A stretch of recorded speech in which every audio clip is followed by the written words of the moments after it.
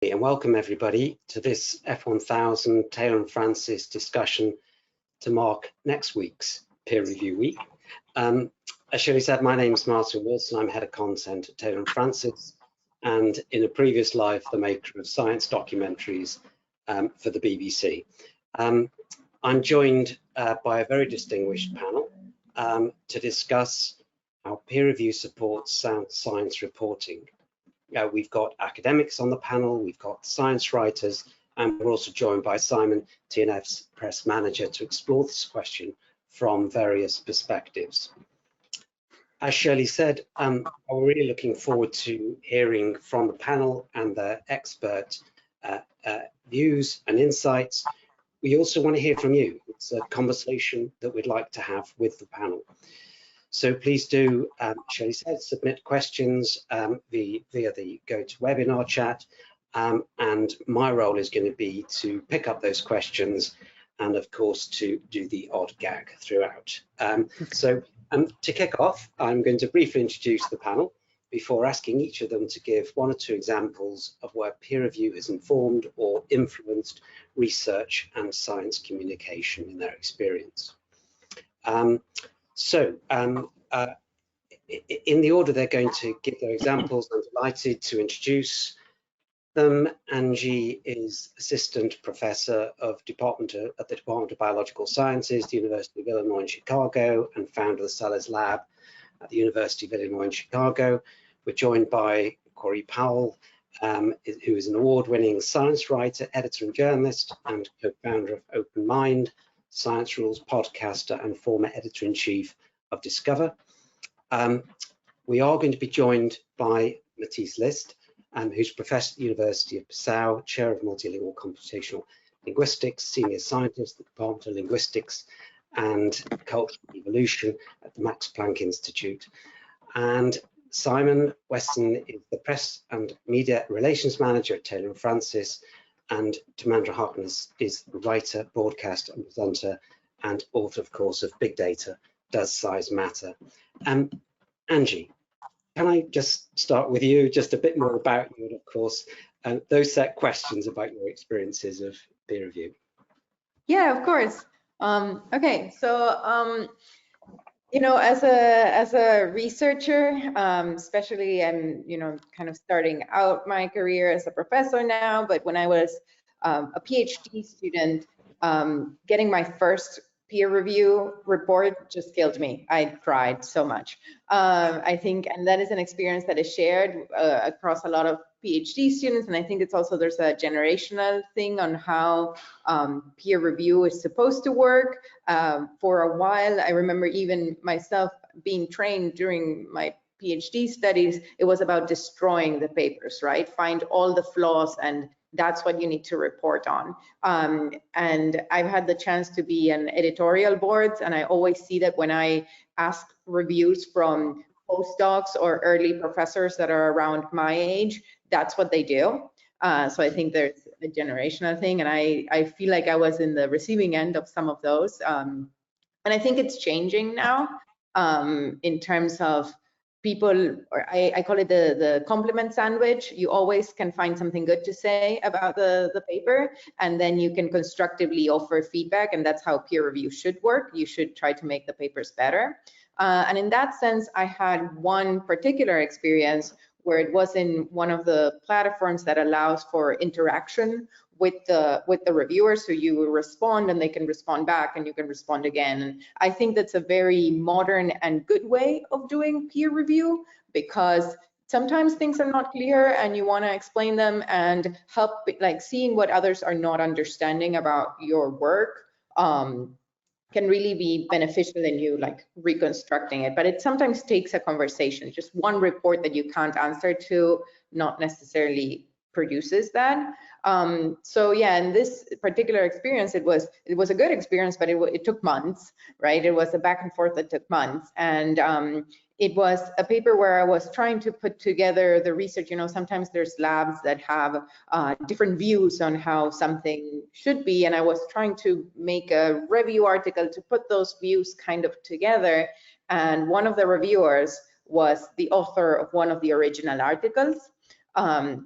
So they had a lot of thoughts about how things should be, especially that they should be like they wanted them to be. But we started this conversation, and finally, in a way, I got them to see my point of view and why it was necessary to consolidate these ideas. And I think it was very constructive. And in the end, you know, it was an open review, so their name is attached to the paper now. So in a way, I got the endorsement of that author, which I think generates more value. So that's in terms of a very positive experience, though it was a lot of work. I think that's how it should be. And in terms of negative experiences, I feel like, as I said, there's always people that use harsher tones than they should use, and it's not about destroying papers, it's about offering constructive criticism, and constructive criticism always goes better with a spoonful of sugar. So if you have something to say about, something nice to say about the paper, I think that's often a good thing. I also had one specific bad situation that is not specifically related to that, but was about getting asked to do more experiments during COVID, which was super stressful because I was alone in the lab. I was able to go into the lab, which a lot of people were not, but I still don't think those experiments added to the take-home message. They are a supplementary figure, but I do feel that some high-impact journals put the reviewers in a position of having to ask for something hard, having to ask for something that is difficult. It's always, as a reviewer, you can't just say that the paper is good as it is. You need to, and especially the higher impact of the journal, the more that the reviewers are forced to say like, okay, there's a whole new experiment that is needed, or a whole new figure that is needed, or a bigger things need to be asked. And I think that that's not constructive to research. I did it and it got through, and I was motivated to do it because it was high impact and I needed that at that point in my career. But I don't think it's constructive to think about it that way for reviewers and for the researchers. So those would be the examples that I would choose to share. Thank you so much for that, Angie. I wonder next, so we're just going to run through each of you, if you don't mind, with a kind of your experiences from your perspectives of peer review, as sort of a pros and cons, if you like. But Corey, can I come to you next? I mean, you're a science expert. You obviously have a different experience of peer review to Angie, but maybe if you could explain to us how you've experienced peer review. Well, so one thing that occurred to me just as Angie was talking, you know, traditional science journalism had its own form of peer review, which again, I think most of the public was not really aware of. In the old style, when you'd be looking at articles that would pass through a fact checker and pass through, you know, an editor and often a top editor on top of that, there was the equivalent of a peer review process that would occur internally before, you know, a piece of journalism would hit the public. And kind of in parallel with open access publishing and preprint archives going out to the public, we've also seen kind of an erosion of that internal peer review process on the journalism side. So I think that's part of the challenge, is not only that there's more science out in the public eye that has not gone through peer review, but there's also more journalism out in the public eye that has not gone through, you know, that sort of old school internal type of peer review.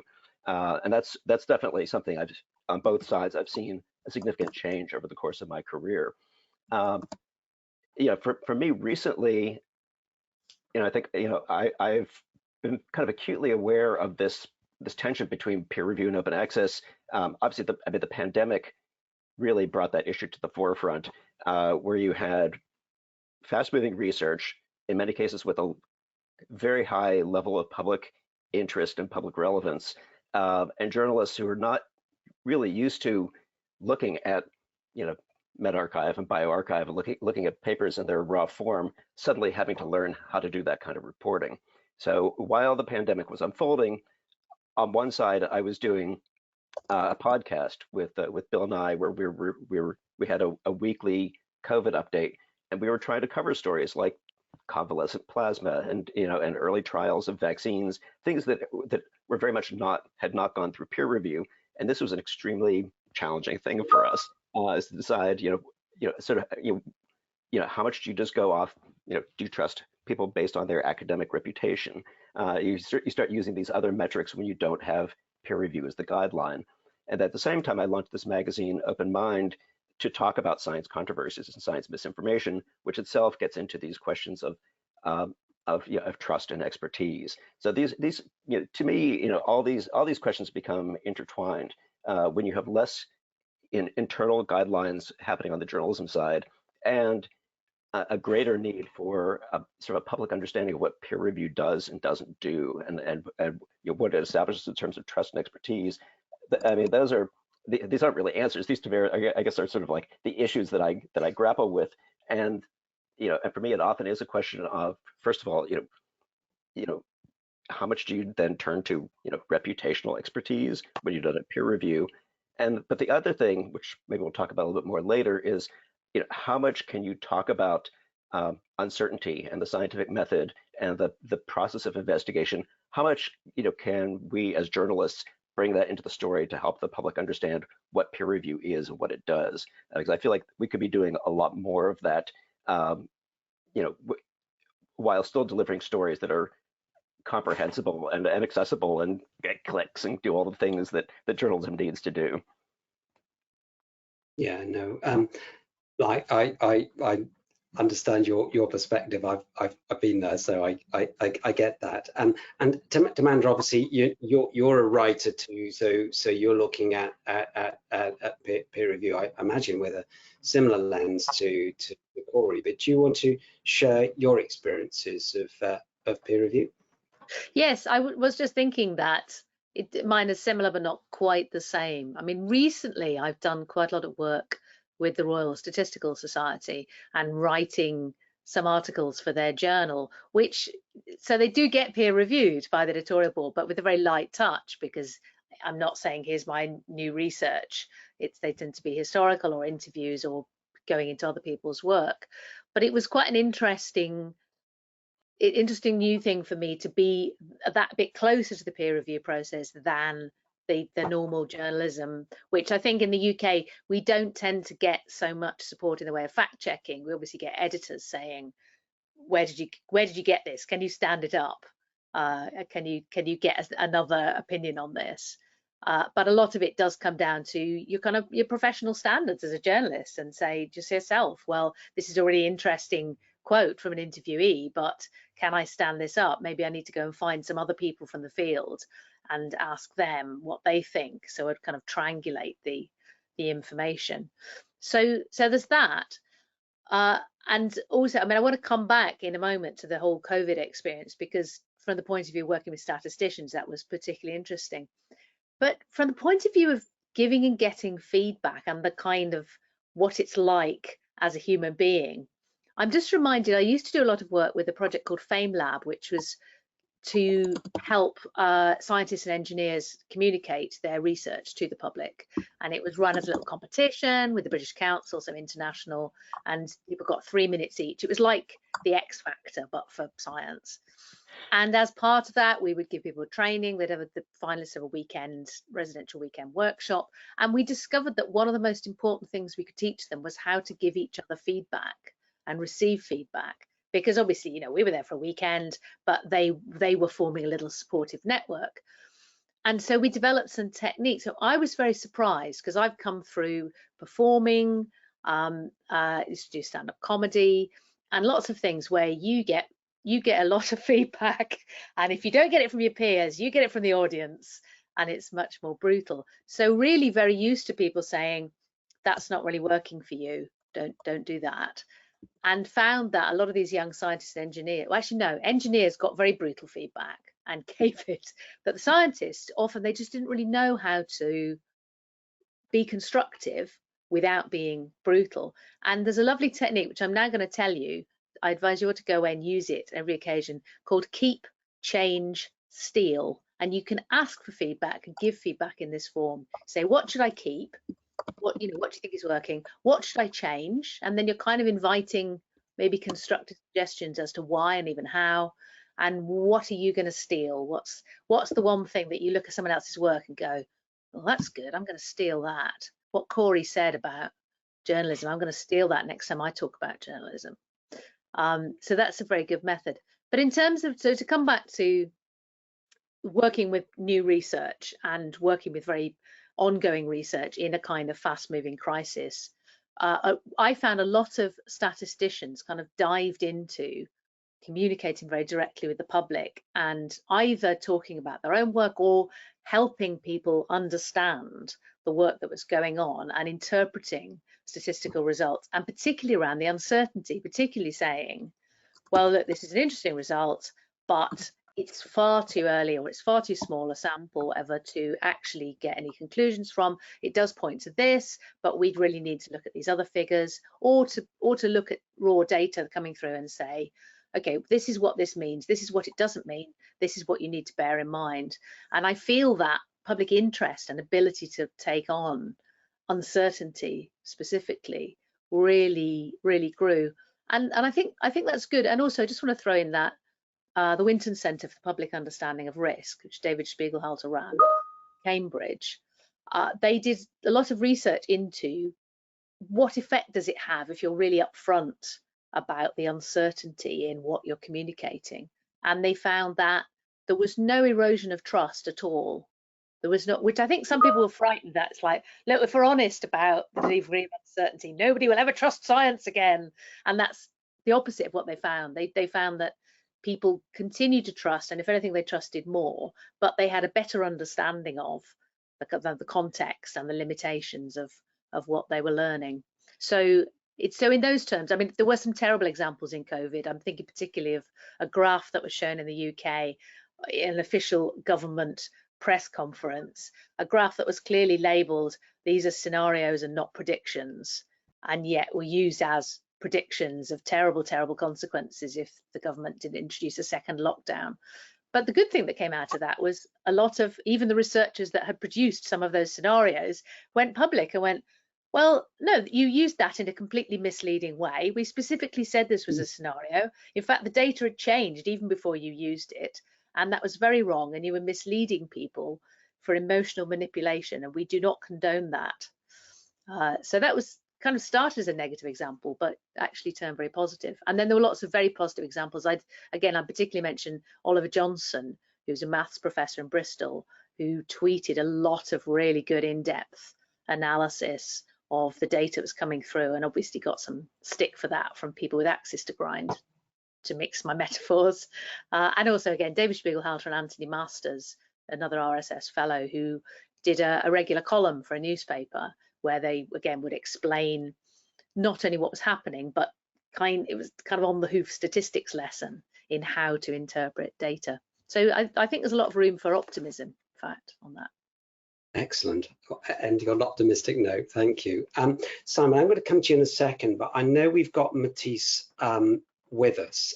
We've had a few technical difficulties, so apologies, Matisse. But if you can hear me, I understand that we can introduce you into the panel and you can speak. Yeah. Are you able to hear me? Great, yes. I can hear you. Perfect. Okay. Yeah, so the sound works. The video doesn't work. It is I think it's the second time that I joined these webinars with the software, and it always refuses my computer because I'm using an old Linux. Not an old, actually, it's an up-to-date system, but somehow the system didn't work. So I was actually very well prepared, and now I have been struggling with the system for all the time. That's I'm a bit taken out of context. But well, my 2 cents regarding peer review is maybe since I'm working in the humanities, we are often not working with facts in the sense, but more with I think the knowledge of all of us who work in the humanities changes every other day, and sometimes we even do not really know what is the right answer or not. And I'm always it's sometimes a little bit annoying when I read in the media that this has not gone through peer review, so it's not correct, or it has gone through peer review, so the review results are correct. Because I also know how peer review works, and peer review works internally sometimes a little bit, let's say, dirty. You have reviewers who are really evil-minded and try to make it not happen that an article is published. You have sometimes discussions going on. You also have sometimes situations where you have a paper that you think is not true as a reviewer, or it's not a good approach, where you think it should be shared, so you have a discussion about that. So this aspect of science is something that I try to communicate whenever I communicate. I do not communicate often about science. I rather enjoy doing it. then I try to actually communicate this aspect. And this is actually really dear for me, that we get this maybe this not need this shininess of peer review as the gold standard of scientific work, that we get this a little bit off and show a little bit how it looks behind the theater, how it looks in the kitchen when they prepare the meal, and not how it looks when it's on your plate.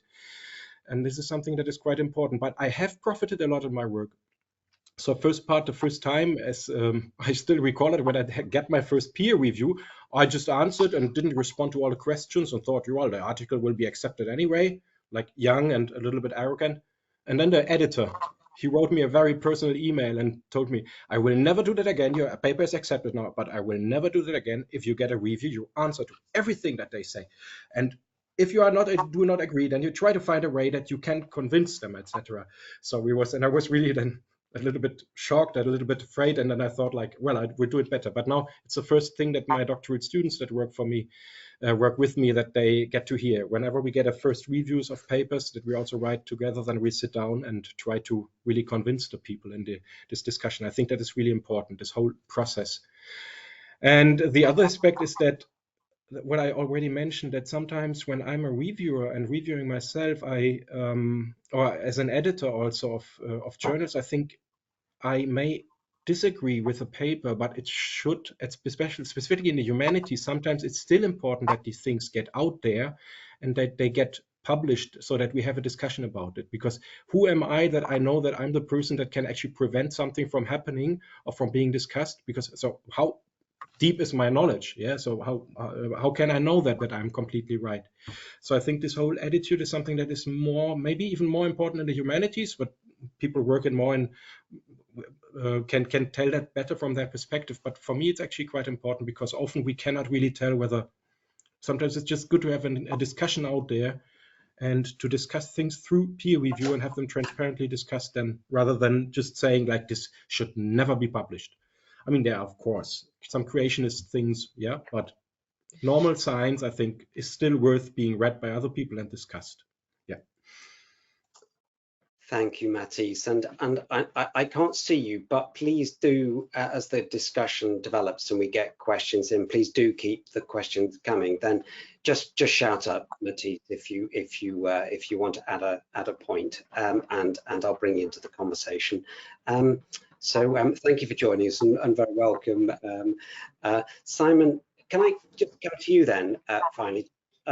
Again, you've got a slightly different perspective to our academics and to our science writers. How do you see peer review and the communication of science? So on a day-to-day basis, peer review doesn't come too much into my role. However, I will give an example of where I have seen it in a bit further along. But I wanted to touch on some of the things that Matty's talked about there, about the quality assurances, and Corey as well. Both touched on some really interesting aspects that we carry out amongst our team as well. So we don't take peer review as just a green light to publish a press campaign in our team. We go into a lot of other quality assurances as well.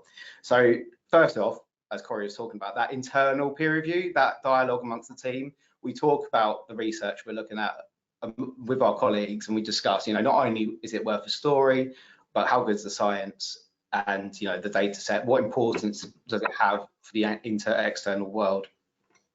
And then once we've done that and we decide, yeah, actually this is something that we think is worthwhile taking forwards, we then try to remove even further bias or any potential internal bias by sending out for independent assessment. So we have a pool of freelancers that we use, and they are given some time to go away and look at the research in greater detail and really assess, what is this research looking at? Where's the academic from? What's the paper telling us? They're given a week to this, so they can really go into it and sort of find detail. And then we're constantly having conversations with the editor of the journal, the author of the paper, just trying to uncover a little bit more about the study and what it's telling us, and the true impact or potential impact of the research. And then as a last quality assurance tick, we also work alongside our ethics team at Taylor and Francis, who are basically adding an enhanced scrutiny level just to give us that extra confidence in what we'll be communicating about, because obviously this is going to be something we're communicating to a large public audience. It's going out worldwide. We're really fortunate to get some fantastic hits all over the world Washington Post, New York Times, The Guardian. You know, it's the kind of stuff that you see on a day-to-day basis. So we really need to be confident in it. And the kind of thing they're looking for is the kind of stuff that I wouldn't necessarily know about. I kind of still class myself as a lay reader, really, even though I've been in this world for quite a while now. But you know, conflicts of interest, whether the data has been labelled properly, you know, is the funding all being aligned correctly, that kind of stuff. So yeah, whilst peer review is obviously excellent, we run it as like our gold standard, and it's something we really appreciate. We still go into extra checks to really try and make sure that we're confident about what we're writing about, what we're communicating. So that example, so basically the only time I can really think of peer review ever actually stepping over into what we were communicating or not communicating about in this instance was at the very start of when COVID broke out. So I was told about a new study on this new disease that we were learning about very rapidly, and the piece of research looked really strong. I really liked it. It was all about how this new, well, I didn't like it, it was awful, but it was all about how this new disease potentially passed from humans to humans. So the human to community transmission, and everything stacked up. It was a strong data set, really reputable author. We really liked it, so we were going ahead for a press release. And obviously things were changing very rapidly at this time. I'd say this was probably January 2020, so it's just before we were declaring the situation as a pandemic. So I got really quite far into the process. I got my whole campaign set up, good to go, basically. Align the contacts I was looking for, the usual thing that we do here, go into every detail. And then I'd had word from senior colleagues that actually there was a concern about the research because it had been rushed through peer review. And I was asked to not publish the press release just in case, because they were a bit concerned that, you know, the peer review process has been carried out too quickly. Now, what's really intriguing about this is that had that happened a month later, if I'd received the same content a month later, it would have been a completely different situation, because we all know how everything just got put through peer review in a much quicker process. And since then, everything has, and we've had to adapt to that. And Taylor and Francis is adapting to that, generally speaking. But yeah, it's just a really interesting example. I felt that, you know, as I say, I don't really touch base with peer review too often, but that was the one example where peer review did actually get involved. And, you know, had I had the same situation again in hindsight, perhaps we'd run the content now, because it was actually a sound study. But at the time, there was just a little bit of concern that actually was the peer review, you know, as quality as we were looking for. Thank you. Thanks for that, Simon.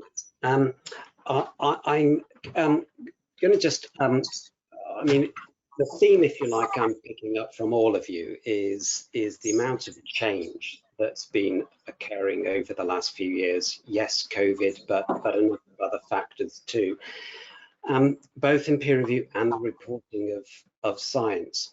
And I just wondered, maybe, Corey, if I could start back with you. You touched on a few things that are certainly close to my heart, but please keep the questions coming in. This isn't about me, I appreciate. But levels of misinformation and fake news, the misreporting of science, the dangers of all of that. Yes, peer review has a role to play in that. But what other safeguards should we be putting in place? What do you do to ensure, if you like, that when you're communicating with the public, you're communicating responsibly, and the extent to which you can open up your science literacy? How is it that we can start to educate the public? You touched on this as well. More about the science method, how it works, how they can also ask questions of it themselves, perhaps, and then the responsibilities that we feel. And I'll come back, maybe I can ask you and Tamandra first on that, and then ask the academics as well. As what short time you've got a point of view on that as well. Sure. You just opened up a box with several different things inside it. But let me jump. Actually, there's something that Tamandra said earlier that I thought was very, very important, which is this idea that that you can communicate uncertainty to the public, and that it, you know, it doesn't terrify people, it doesn't confuse people, it doesn't lose trust, and in fact, it often seems to do the opposite. And I think this is a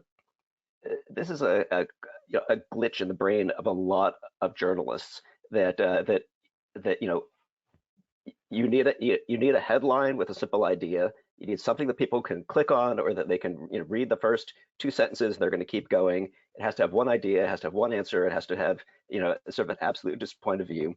But when you look at how people actually read, what people share on social media, stories that have an element of controversy and human uncertainty and the process of investigation, you can make very strong. Not only can you make strong narratives out of those, but people recognize them as the human process.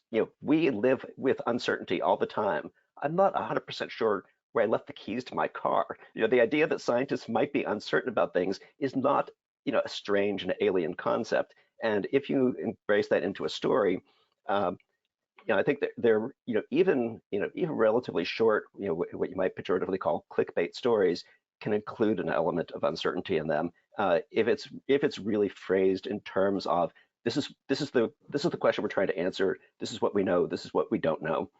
People often appreciate hearing that.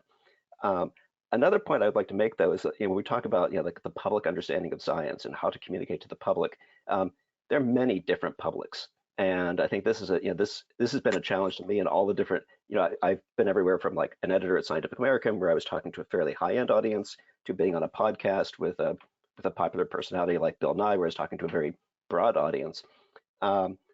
And overall, the public level of trust for scientists is still quite high. Here in the U.S., we've had a series of surveys by the Pew Center, and they consistently show 70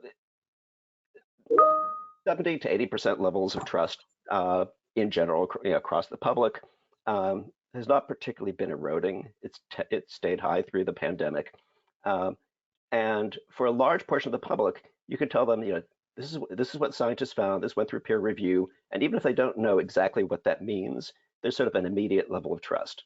But what we've also seen, especially over the past 5-10 years, is that the minority, the non-trusting minority, can make a tremendous amount of noise and can exert outsized influence. And so, having even 70 or 80% of the public just sort of willing to go along with you when you say this is peer reviewed, this is gold, this is gold standard of science, that isn't necessarily enough. In any other context, you have your 3 sigma result, your 4 sigma result, you're off and running. But here, you want to do further outreach to the people who are what I would call soft skeptics, not the people who are there to fight and shut you down, but people who are genuinely confused, uncertain, have some doubts in their minds.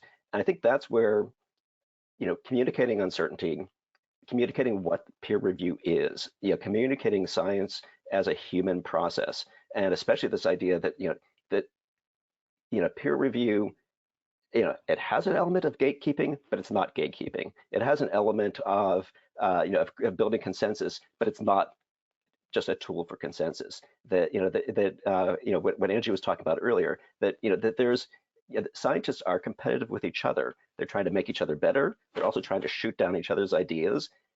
Those are actually quite accessible ideas when you're open about it. And I think helping people understand that there is all this internal competition, that if a scientist is making big mistakes, other scientists have a real vested interest in exposing that. And I think that is a very important kind of narrative to get out. Yeah, if I can interject with that briefly, it's a great point that I feel the public sometimes doesn't understand how if another researcher publishes something that is just blatantly wrong, that can really hurt my field, my career, my own personal interests, right? So I do have a huge vested interest in making sure that the stuff that gets put out there is high quality. I agree that that is something that sometimes lacks communicating just to the general public.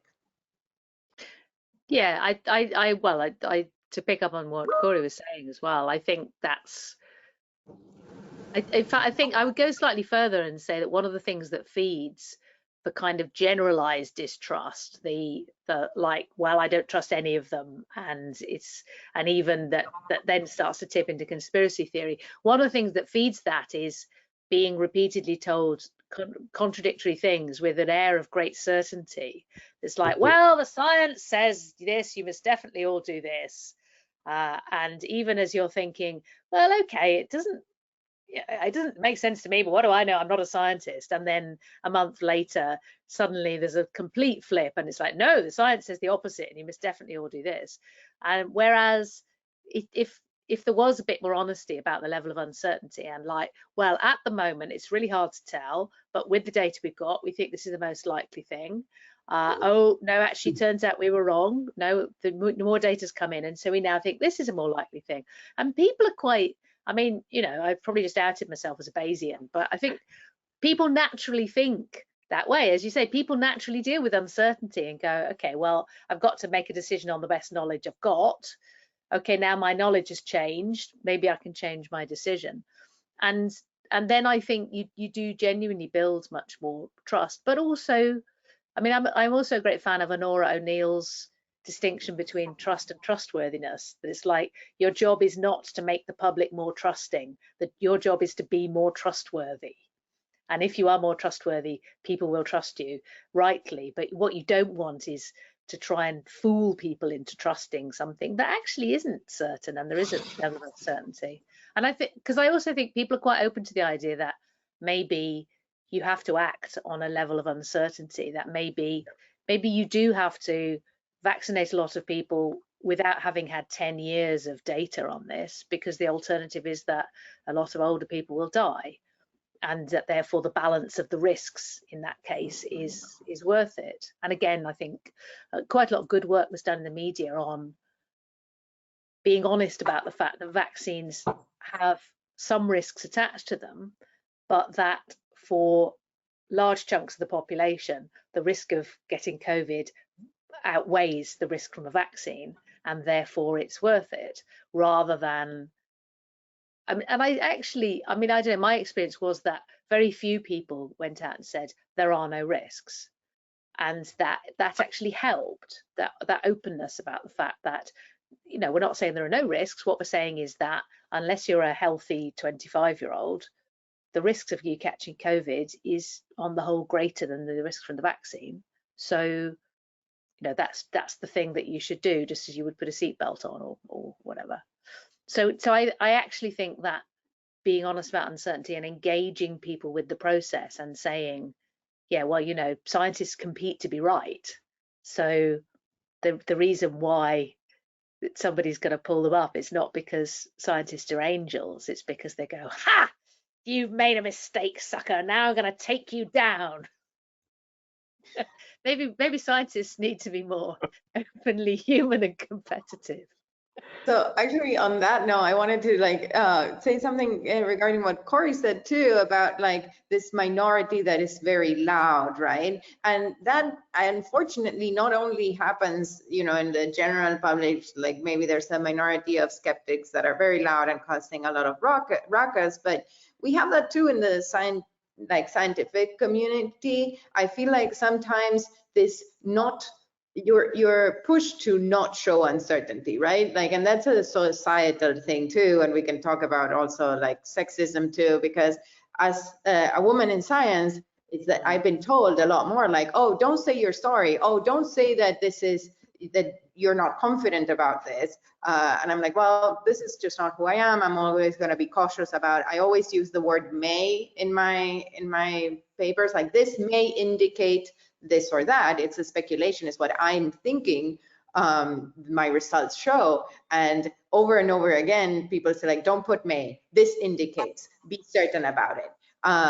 And that's a societal problem, right? So that I love this idea that we want to show uncertainty, but it feels utopic, right? It feels like not something that we are, or all of us, allowed to do, or when we are, we're, you know, shut down for it.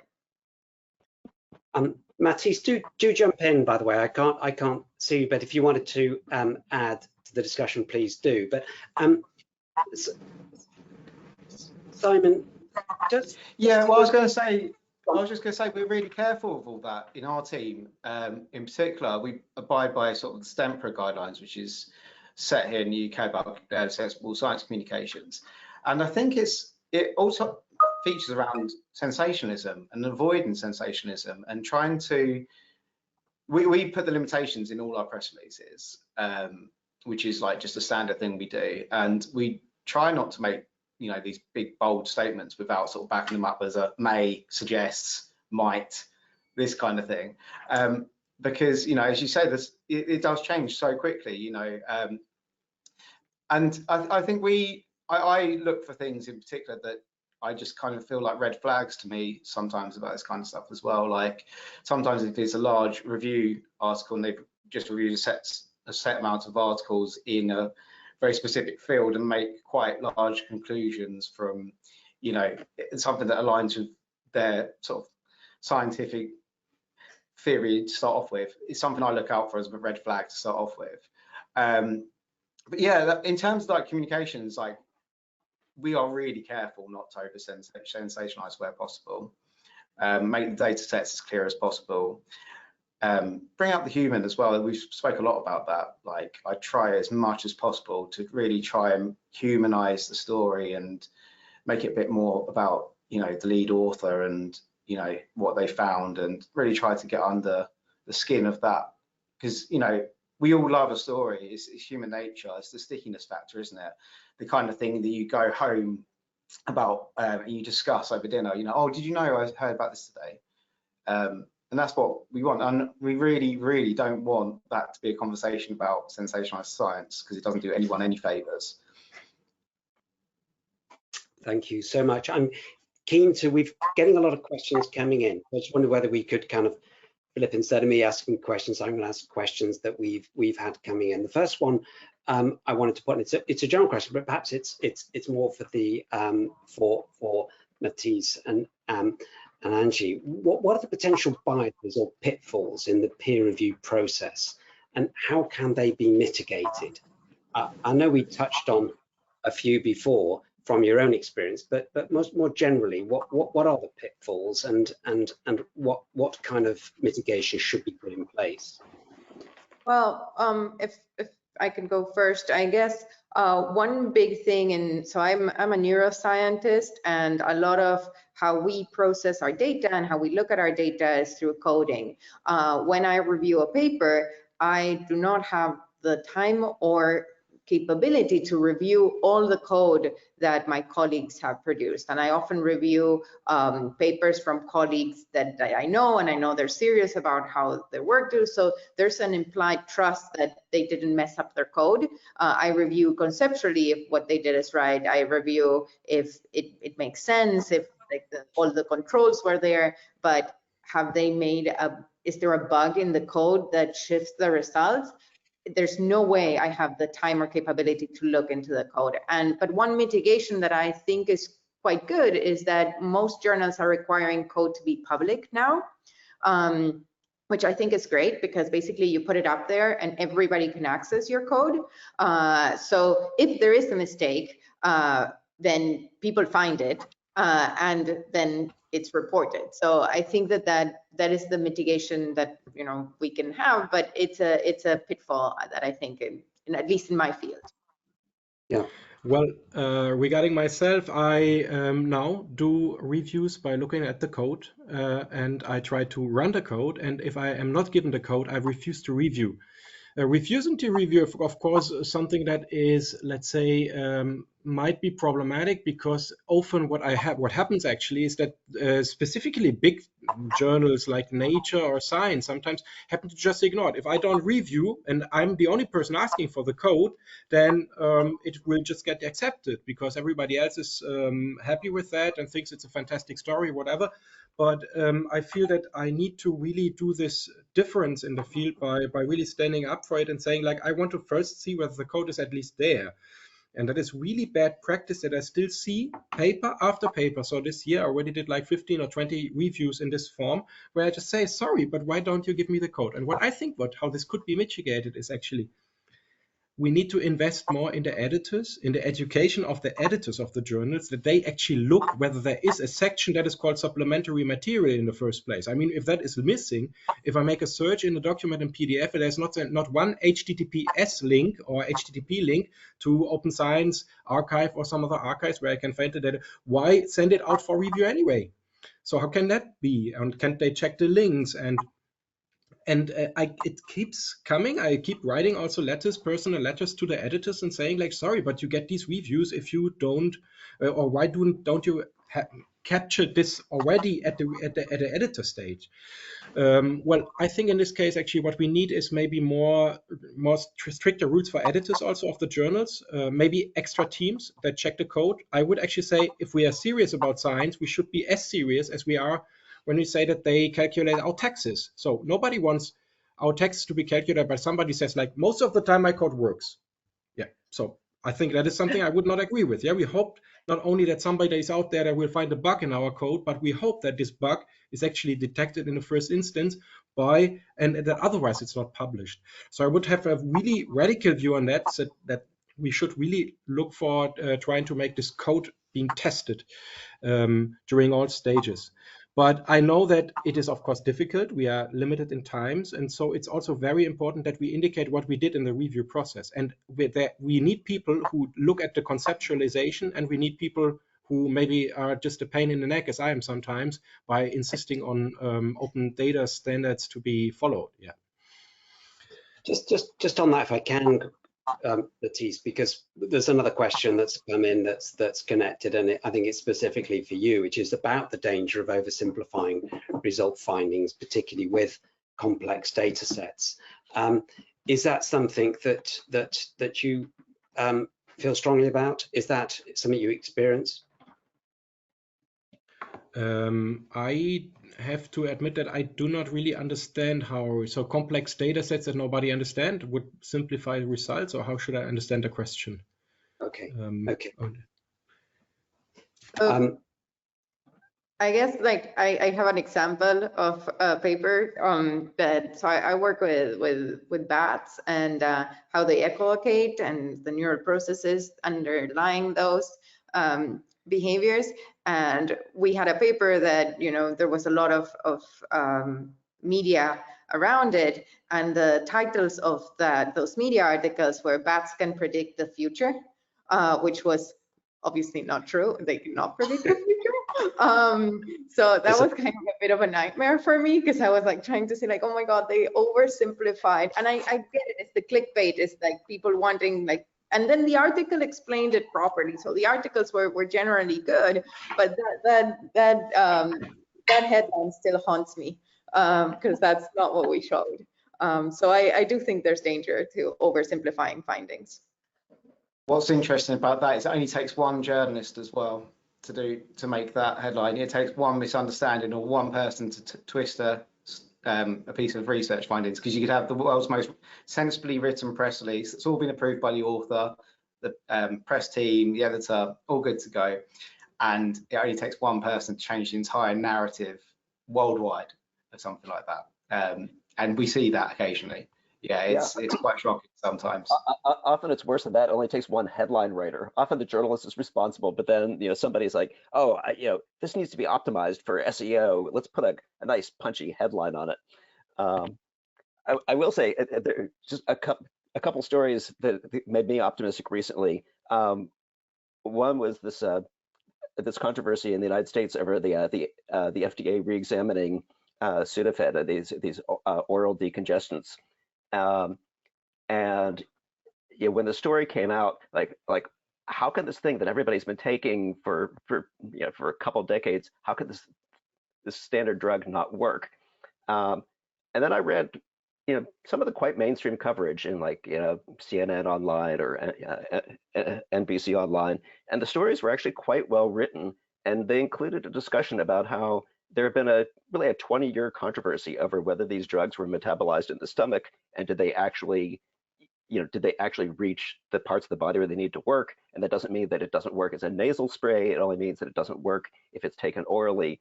The headlines didn't necessarily always reflect that level of complexity, but the stories, I would say, were surprisingly sophisticated and showed some real understanding of what we were talking about earlier, of actually acknowledging that there was some complexity, there had been some lingering controversy. This wasn't something that came out of the blue of this used to be good for you and now it's bad for you. That actually made me a little bit optimistic. Can I just, I know we're pressed for time. We've had several questions in. It's a slight segue into kind of getting articles that are rejected. It may be more over to you, Angie Matisse, about the extent to which researchers themselves can engage with that process when a paper's been rejected. And is there any way to appeal that decision, or is the, if you like, editor's decision final on that? And is the peer review process, if you like, is that the decision point, or is there anything a researcher can do? We've had a few questions in on this, so I'd throw that out to you both.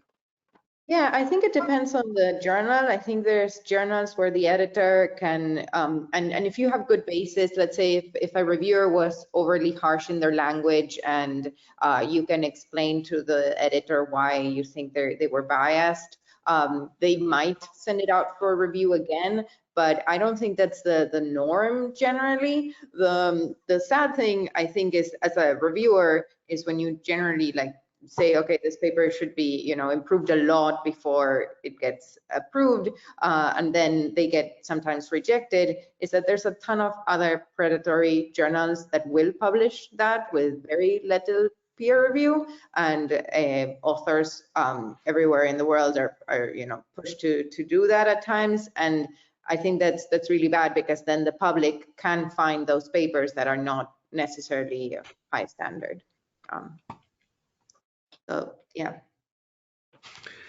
I could maybe add from my own experience. There was a situation when I was not really involved, but I followed how people tried to lead to a retraction of a paper that was presenting some results that were not really trustworthy. It was a paper published by Nature very prominently, claiming that some language family is really archaic, and most of the people, actually also the peers, think that this is not true and it is over exaggeration. But actually the editors turned it down afterwards, the request to retract the paper, by saying, well, your results are anyway a little bit speculative all the time, so why do you leave it like that? Why don't you leave it like this? So it was actually a slap in the face to all the linguists who try to really get solid, at least solid estimates on what is possible and what is not. And we have this line that we say to a certain degree, a language family is not to be proposed because we really lack the evidence.